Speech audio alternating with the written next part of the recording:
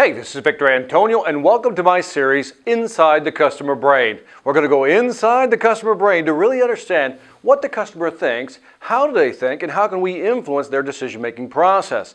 Now, I'm going to cover four major topics. The first one is the brain.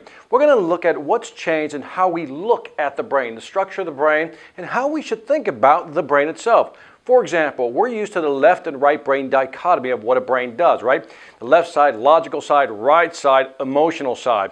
But given today's technology, especially fMRI machines, functional magnetic resonance imaging machines, we're starting to realize that maybe the brain's a little more complex. So I'm going to talk about a new model, a new structure for understanding how the brain works.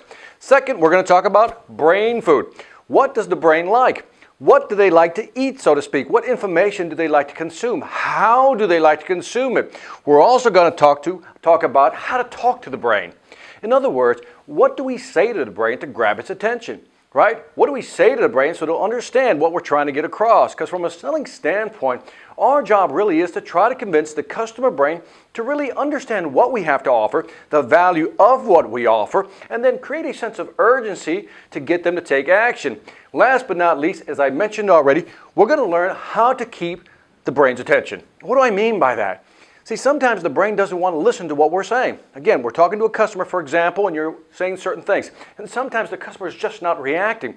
So what should we do as salespeople to grab the customer's attention, move them in a certain direction, which leads to our product or our service? How do we do that? It all begins with understanding the brain, what it likes, what it doesn't like, and how it functions. This series is all about the brain. So we're going to get inside the customer's brain, and by the end of this series, you'll understand how to construct a better message. Listen carefully to what I just said. A better message so the brain understands it, your customer's brain understands what you're saying, the value you offer, and hopefully, what we'll wind up with is a yes as opposed to a no. Are you with me on this? All right, let's get going to our first video and let's talk about the brain. Here we go.